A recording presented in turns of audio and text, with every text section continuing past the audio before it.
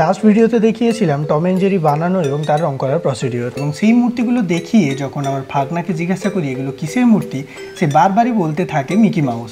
তাই তার ইচ্ছাটাই পূর্ণ করে আজ বানিয়ে ফেললাম মিকি মাউস। হ্যালো বন্ধুরা, welcome to my channel let's create with me. চলুন আজকে মিকি মাউসকে বানানোর কমপ্লিট প্রসিডিওর দেখে নেওয়া যাক।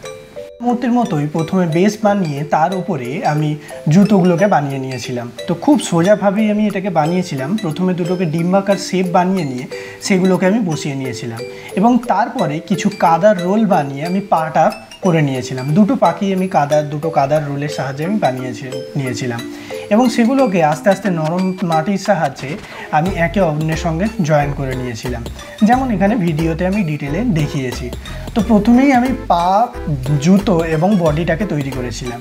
এরপরে যখন বডিটা আমার মনে হয়েছিল একটু শেপটা ঠিকঠাক হয়নি, তো আমি আরেকটু নরম কাদা দিয়ে আমি বডির শেপটাকে ঠিক করে নিয়েছিলাম। একটু ঠিক করে নেওয়ার পরে আমি তার প্যান্টটা দিয়ে শুরু করেছিলাম।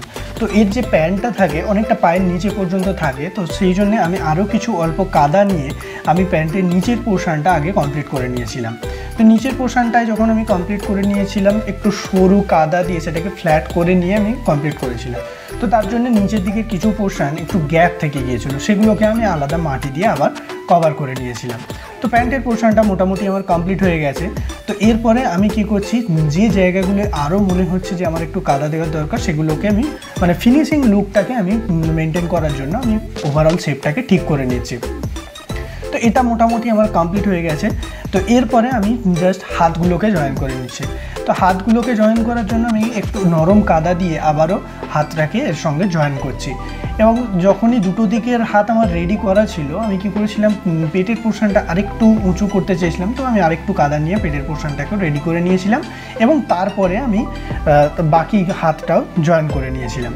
তো হাতটা কমপ্লিট হয়ে যাওয়ার পরে মুখটার পালা, এবং এটা ছিল পুরোপুরি মাটি দিয়ে তৈরি করার প্রসেস। তো এবারে দেখে নেওয়া যাক কালার করার প্রসিডিওর। তো প্রথমেই আমি পুরো বডিটাতে প্রাইমার বা সাদা হোয়াইট কালারটা করে নিয়েছিলাম, যাতে কালারগুলো আরও ভালোভাবে ফোটে। তো তারপরে আমি শুরু করেছিলাম মুখের পোর্শন দিয়ে। তো স্কিন কালারটা আমি তৈরি করেছিলাম অল্প একটু হলুদ কালার, তার সঙ্গে অরেঞ্জ এবং একটু পিঙ্ক, লাস্ট একটু হোয়াইট কালার দিয়ে। তো এই দিয়ে আমি ফেস কালারটা বা বডি কালারটা আমি তৈরি করে নিয়েছিলাম।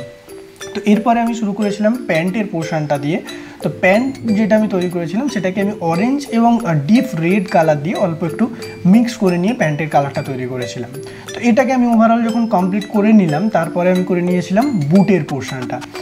যে পোর্শনগুলো একটু বেশি পরিমাণ রঙের জায়গা আছে, সেই জায়গাগুলোকে আমি আগে কমপ্লিট করে নিয়েছিলাম। তো এখানে মোটামুটি আমার প্যান্ট আর বুটটাও কমপ্লিট হয়ে গেছে। তো এবারে ডিটেলিংয়ের পালা। তো ডিটেলিংয়ের জন্য প্রথম আমি শুরু করেছিলাম চোখটা দিয়ে। তো চোখের পোর্শনটা যেহেতু আমি পুরো স্কিন কালার করে নিয়েছিলাম, সেটাকে আবার হোয়াইট দিয়ে ফিনিশিং করলাম, এবং ব্ল্যাক দিয়ে মণিটা বা তারাটাকে আমি কমপ্লিট করে নিলাম। তো এইভাবে চোখের পোর্শনটাকে কমপ্লিট করেছিলাম, এবং বাকি যে পোর্শনগুলো ব্ল্যাক কালার হবে সেগুলোকে প্রথমে একটু আউটলাইন করে নিয়ে তারপরে আমি ফিলিংটা স্টার্ট করেছিলাম। যেমন এখানে দেখানো আছে, আমি প্রথমে আউটলাইনটা করে নিয়েছিলাম, এবং তারপরে আস্তে আস্তে বাকি ফিলিংগুলোকে কমপ্লিট করে নিয়েছিলাম। যেহেতু ফিলিংটা করতে খুব একটা বেশি সময় লাগে না, কিন্তু আউটলাইন যেটুকু সেই পোর্শনটা অনেকটা সময় লাগে। তো আমি ধীরে ধীরে আউটলাইনগুলোকে আগে করে নিয়ে তারপরে আমি ফিলিংটা কমপ্লিট করেছিলাম। যেমন এখানে যখন মাথার পোর্শনগুলো কমপ্লিট হয়ে গেছে, তারপরে আমি বডিতেও যে পোর্শনগুলোতে ব্ল্যাক আছে সেই পোর্শনগুলোকে আমি ব্ল্যাক কমপ্লিট করেছিলাম। তো এখানে একটু প্রবলেম হয়ে গিয়েছিলো, যেহেতু আমার রঙটা গুলো একটু পাতলা হয়ে গিয়েছিলো, তো প্যান্টের ওপরে ব্ল্যাক কালারটাও চলে আসছিলো। তো আমি সেটাকে পরে কী করেছিলাম, একটু মুছে নিয়ে, যেহেতু নরমভাবে পাতলা হয়েছিল কালারটা, তো খুব ইজিলি কাপড় দিয়ে মুছে দেওয়া সেই রঙটা চলে গিয়েছে। তো এবারে ফিনিশিং যে পোর্শনগুলো, বোতামের পোর্শনগুলো সাদা দেওয়া, বাকি যেগুলো হ্যান্ড গ্লাভসগুলো আছে সেগুলোকেও সাদা দেওয়া, এই পোর্শনগুলোকে আমি কমপ্লিট করে নিয়েছিলাম। তো এর মাঝখানে জাস্ট আমি একটু বলে দিই যে পায়ের পোর্শনগুলোতেও আমি ডিটেলিংগুলোকে একটু ফাঁকা রেখেছিলাম, সেগুলোকে আমি কমপ্লিট করে নিয়েছি, এবং লাস্টে আমি বেসটাকে পুরোটা কমপ্লিট করে নিয়েছি। তো একটু এখানে ডিটেলিং বাকি রয়ে গিয়েছিল, যে নাকের পোর্শনটা আর মুখের ভেতরের পোর্শনটা একটু বাকি থেকে গিয়েছিল। তো সেগুলোকে আমি বেস কালার করার পরে প্রথমে মুখের পোর্শনটা এবং পরে নাকের পোর্শনটা দিয়ে আমি কমপ্লিট করেছিলাম। তো যেমন এখানে ভিডিওতে আমি দেখিয়েছি। তো এটাই ছিল মিকি মাউসের ফাইনাল লুক। ভিডিওটি যদি ভালো লাগে অবশ্যই লাইক করবেন এবং এই ধরনের আরও ভিডিও দেখার জন্য চ্যানেলটিকে সাবস্ক্রাইব করবেন এবং কমেন্টে অবশ্যই জানাবেন এরপরে আর কী ধরনের ভিডিও দেখতে চাইছেন।